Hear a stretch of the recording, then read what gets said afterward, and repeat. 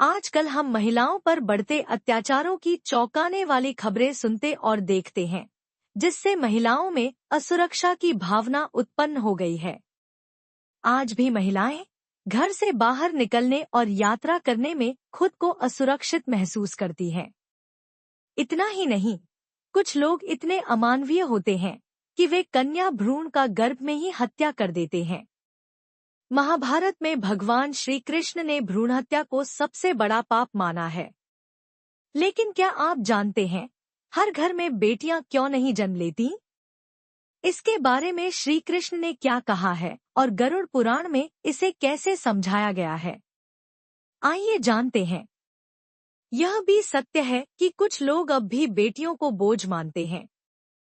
हिंदू धर्म में प्राचीन काल से बेटियों को समान अधिकार दिए गए हैं, लेकिन ज्ञान की कमी के कारण कुछ लोग बेटियों को बोझ मानते हैं। उन्हें शायद यह नहीं पता कि हिंदू धर्म में बेटियों को लक्ष्मी का रूप माना जाता है। आज भी हिंदू समाज में नवरात्रि के समय कन्या पूजन किया जाता है।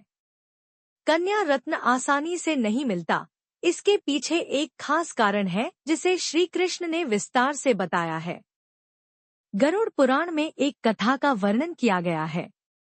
इस कथा में श्री कृष्ण बताते हैं कि किन घरों में बेटियों का जन्म होता है।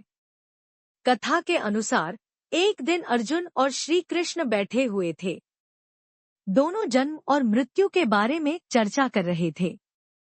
तभी अर्जुन ने श्री कृष्ण से पूछा, हे देव, किस कर्म के कारण माता पिता को कन्या रत्न प्राप्त होता है? अर्थात भगवान बेटियों के जन्म के लिए घरों का चयन कैसे करते हैं? श्री कृष्ण मुस्कुराते हुए कहते हैं, पार्थ, अचानक तुम्हारे मन में यह सवाल कैसे आया? अर्जुन कहते हैं, नारायण, मैं सोच रहा था कि सभी बेटियां लक्ष्मी का रूप होती हैं और देवी लक्ष्मी हर घर में नहीं आती, इसलिए मैंने आपसे यह प्रश्न पूछा। इस पर श्री कृष्ण उत्तर देते हैं। श्री कृष्ण ने कहा, अर्जुन, जिस घर में बेटा जन्म लेता है वह उसके भाग्य से मिलता है, लेकिन जिस घर में बेटी का जन्म होता है वह सौभाग्य से प्राप्त होता है। बेटे भाग्य से मिलते हैं, जबकि बेटियां सौभाग्य से। जिन पुरुषों और महिलाओं ने अपने पिछले जन्मों में अच्छे कर्म किए हैं, केवल उन्हीं को बेटी के माता पिता बनने का गौरव प्राप्त होता है। भगवान बेटियों के जन्म के लिए उन्हीं घरों का चयन करते हैं जो उनकी जिम्मेदारी को निभा सकें। ईश्वर जानते हैं कि कुछ लोग धनवान होने के बावजूद बेटियों की जिम्मेदारी नहीं उठा सकते, जबकि कुछ गरीब लोग भी अपनी बेटियों को बड़े प्रेम और समर्पण से पाल सकते हैं। सृष्टि के रचयिता को पहले से पता होता है कि बेटियों के लिए उपयुक्त माता पिता कौन हो सकते हैं। श्री कृष्ण अर्जुन से आगे कहते हैं, कन्याएं ही इस संसार को चलाती हैं।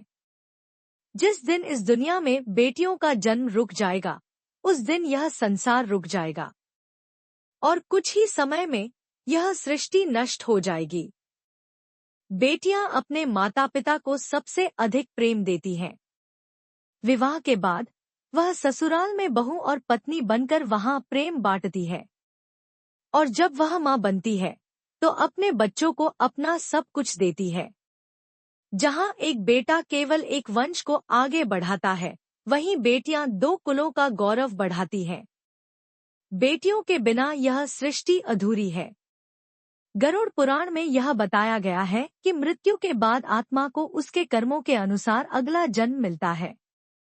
जो लोग मृत्यु के समय स्त्रियों के बारे में विचार करते रहते हैं, उनका अगला जन्म स्त्री योनि में होता है।